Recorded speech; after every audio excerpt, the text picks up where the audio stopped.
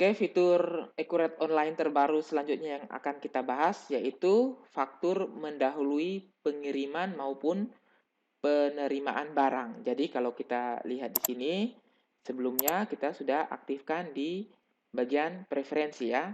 Di bagian preferensi dan di bagian fitur ada yang namanya tagihan di muka, mendahului terima barang. Ini untuk pembelian dan juga faktur di muka, mendahului pengiriman barang untuk penjualan. Nah, jadi maksudnya kalau kita di Accurate 5, pada saat kita misalnya melakukan penjualan ya, dari sales order, kita harus membuat dulu delivery order ya, baru kita bisa membuat sales invoice. Tetapi apabila kita dari sales order kemudian kita buat sales invoice, maka tidak dimungkinkan lagi untuk kita membuat delivery order. Begitu juga dengan purchase. Kita di Accurate 5, jika membuat purchase order dan kita sudah membuat purchase invoice, maka tidak bisa lagi kita membuat receive item. Nah, tetapi kalau di Accurate Online bisa. Kita bisa buat seperti itu. Ya, kita bisa buat ke purchase invoice baru selanjutnya kita buat receive item atau kita buat dulu sales invoice baru kemudian kita membuat delivery order. Bisa seperti itu ya. Jadi, dengan demikian kita langsung saja buat simulasinya. Jadi saya buat terlebih dahulu dari penjualan. Nah, misalnya ada pesanan penjualan ya. Jadi saya buat saja pesanan penjualan dari salah satu customer, misalnya dari Cyber Furniture atau Indah Elektrik ya. Nah, dari Indah Elektrik pada tanggal 10 Januari 2016. Nah, 10 Januari 2016, Indra Elektrik melakukan pemesanan barang misalnya AC Changhong sebanyak 1 piece ya. Nah, di pesanan penjualan atau sales order ini saya simpan saja. Nah, setelah saya simpan, oke, saya klik lanjutkan dulu. Ya, dari Indah Elektrik ya. Nah, ini dia, Indah Elektrik. Nah, setelah itu saya membuat faktur penjualannya. Nah, faktur penjualannya saya buat di sini. Nah, faktur penjualannya taruhlah misalnya tanggal 15 Januari 2015 ya. Nah, saya buat di sini Indah Elektrik. Nah, misalnya di tanggal 15 Januari 2016. Nah, setelah itu saya ambil faktur penjualannya, saya ambil dari pesanan. Oke, di sini saya memilih pesanan dari Indah Elektrik yang 003 ini ya, AC Changhong sebanyak 1 set. Nah, tetapi di sini saya akan menandai sebagai faktur di muka, ya, mendahului pengiriman ya.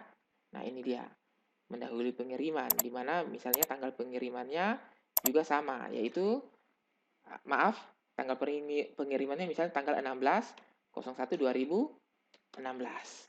Nah, tanggal pengirimannya, tetapi fakturnya sudah saya buat tanggal 15. Nah, di sini saya save dulu. Nah, saya ajukan sebagai persetujuan. Nah, saya lanjutkan lagi. Nah, ini ada Indah Elektrik. Coba kita perhatikan jurnalnya. Jadi, kalau saya perhatikan, saya lihatkan jurnal dari sales invoice ini. Nah, perhatikan di sini kalau di sini tidak ada jurnal inventory ya. Kenapa tidak ada jurnal inventory? Karena barangnya belum keluar dari gudang. Nah, ini AC Changhong ini belum keluar dari gudang.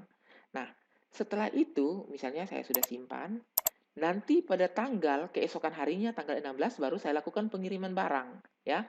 Nah, saya buka dari penjualan, kemudian saya klik di pengiriman pesanan. Nah, di sini saya pilih customer-nya Indah Elektrik ya.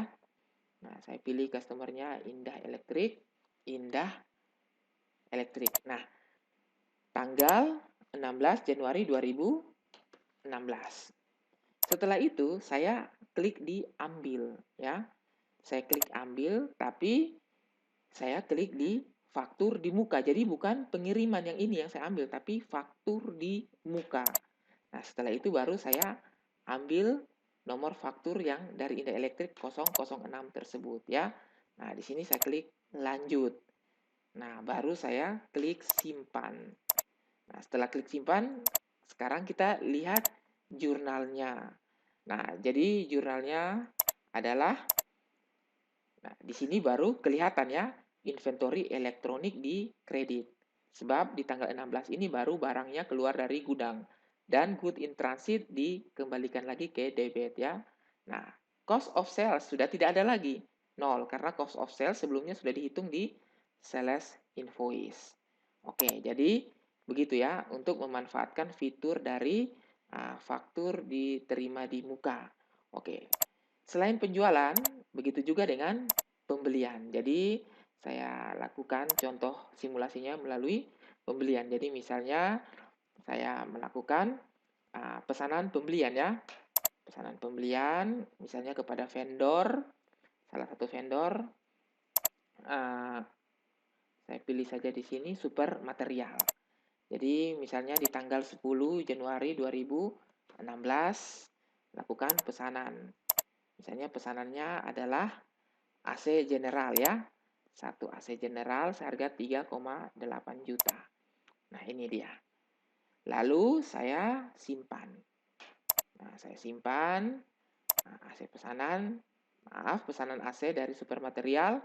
Lalu di sini Super Material langsung membuatkan faktur. Faktur pembelian. Misalnya di tanggal 11. Nah, ya, di sini saya pilih lagi Super Material.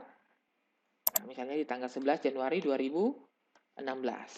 Jadi tanggal 11 Januari 2016, kemudian saya ambil dari pesanan tadi. Nah, oke, nomor faktur harus diisi misalnya super material 001 ya. Nah, saya ambil dari pesanan. Nah, di sini saya cari nomor pesanannya, nomor 2, yaitu AC General tadi. Nah, ini fakturnya sudah jadi ya. Nah, saya simpan. Ternyata pada tanggal 12 baru super material mengirim barang tersebut ya. Jadi kalau saya lihat di faktur dari super material tadi yang AC General, kita lihat jurnalnya ya. Nah, kita lihat jurnalnya, rincian jurnal. Nah, ini dia. Rincian jurnal. Saya harus tandai dulu jurnalnya ini sebagai faktur di muka ya. Nah, karena saya sudah terlanjur membuat faktur dan sudah disetujui, jadi fitur untuk faktur di mukanya sudah tidak aktif. Oke, saya ulangi saja, saya hapus. Nah, saya hapus, jadi cara hapusnya seperti tadi ya. Jadi saya ulangi dengan membuat faktur yang baru, super material, di tanggal 11 Januari 2016. Ya, di tanggal 11 Januari 2016 saya ambil dari pesanan. Nah, saya ambil dari pesanan, maaf, faktur saya isi SP, misalnya 001. Nah, saya ambil dari pesanan. Nah, setelah saya ambil dari pesanan, saya pilih nomor pesanannya, yaitu 002. AC General tadi ya. Nah, jangan lupa lagi, saya harus klik di sini. Nah, saya harus tandai tagihan di muka mendahului terima barang. Jadi, misalnya terima barangnya nanti tanggal 12 Januari 2016. Nah, di sini saya klik 12 Januari 2016, lalu saya simpan. Nah, saya simpan. Nah, sekarang saya ambil lagi dari super material. Yang tadi sudah saya simpan, kita melihat jurnalnya. Nah, di sini jurnalnya, nah bisa dilihat ya, seperti ini. Ada good in transit, nah, tapi COGS-nya belum ada. Nah, maaf, bukan COGS, tapi nilai inventory ya. Nilai inventory belum ada. Karena apa? Barangnya belum masuk. Nah, untuk itu saya tutup saja.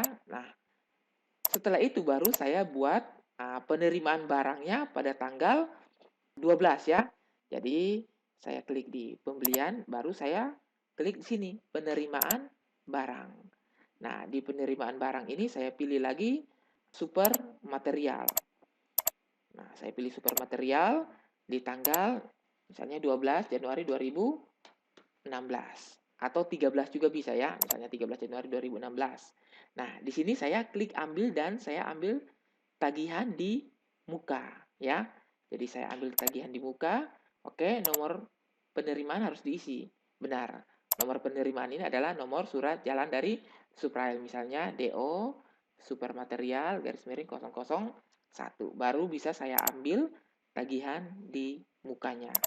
Nah, di sini saya klik di tagihan di muka yang 006. Saya klik lanjut. Nah, setelah itu klik simpan. Ajukan persetujuan. Nah, di sini saya bisa melihat jurnalnya kembali. Nah, kalau saya lihat jurnalnya di penerimaan barang ini baru adanya jurnal inventory karena barang baru bertambah di tanggal 13. Sedangkan pada saat tanggal 12 membuat faktur tersebut barang belum masuk di gudang. Nah, jadi itu bagaimana caranya kita memanfaatkan fitur untuk faktur di muka sebelum pengiriman barang atau penerimaan barangnya.